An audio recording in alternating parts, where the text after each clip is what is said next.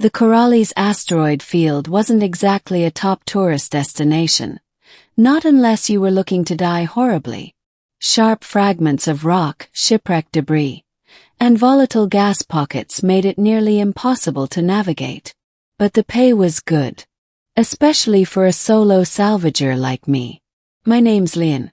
I flew the Dandelion's Grit, an old patched-together freighter that was more personality than power. My mission that day: recover an ancient distress beacon picked up by the station's deep-wave scanners.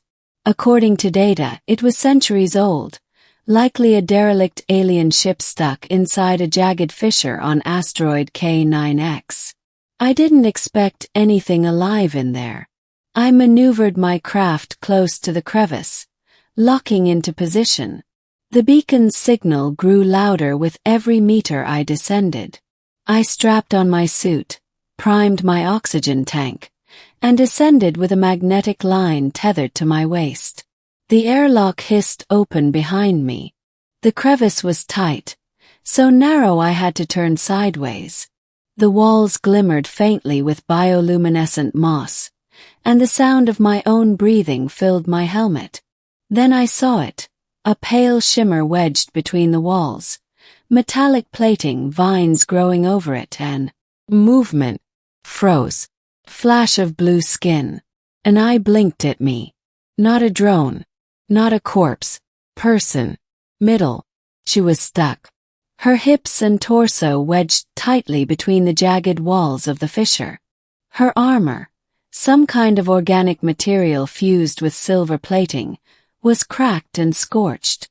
Her four-fingered hands clutched at the rock around her as she tried to twist free, but every movement caused her pain. She was breathing barely. Blue-skinned, silver eyes, slit pupils, pointed ears. A ridge of dark, glistening fins ran down the back of her head like hair. Alien. Female. Alive. "Hey," I said through the speaker. "I'm Leon. I can help." She looked at me, blinking slowly. Her voice crackled through my translator. "Help. Husband." "No, just Leon. Not your husband." She coughed. Words. Corrupted. Translation damaged. Right. I examined her position. She was firmly jammed, but if I cut through a few of the vines binding her lower armor, I could get enough room to wiggle her out without snapping anything important. I brought out my laser cutter. "Hold still." She tensed as the cutter hissed to life, but she didn't protest. After 10 long minutes, the vines gave way, and I took hold of her armored arms. "Ready." She nodded faintly. With a grunt I pulled.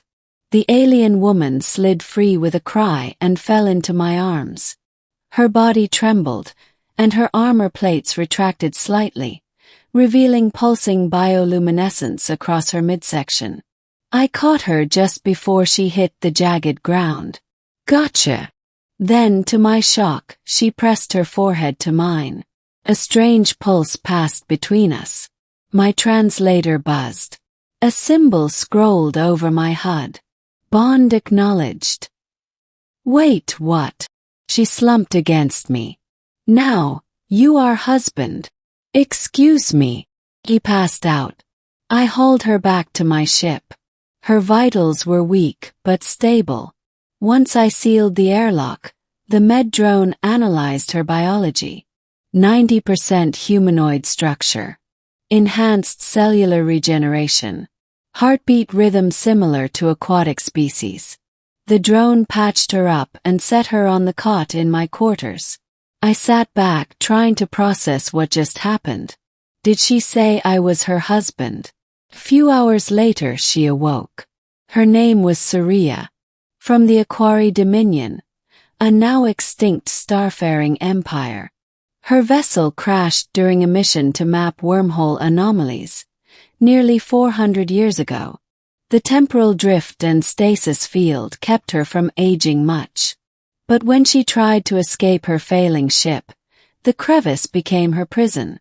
"You saved me," she said softly, sipping purified water. "And so, I bonded. Yeah. About that. I scratched my head. You said I'm your husband.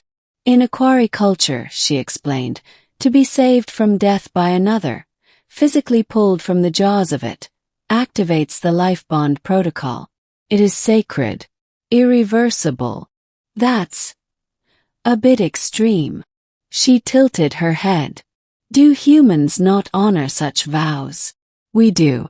But ours usually come with dinner first. She blinked. Then I will prepare food. That's not wait. She stood surprisingly steady. You are now my mate. I must care for you. Learn your ways. Become suitable partner. I couldn't tell if she was serious. But when she started reorganizing my cockpit and singing in a strange liquid language while adjusting ship diagnostics, I realized she was. Build up and conflict. Over the next few days, Saria learned quickly. She studied my ship's manual in less than an hour, upgraded the gravity stabilizers, patched the hull with some kind of self-sealing biomaterial from her own suit. She even calibrated my long-broken coffee machine. Every night, she'd kneel at the center of my cargo bay, humming to what looked like drifting orbs of light, remnants of her ship's AI. A morning ritual I later learned. And every time she looked at me, it was with this strange mix of gratitude, wonder, and possession. I wasn't sure what to make of it. I wasn't in the market for an alien wife.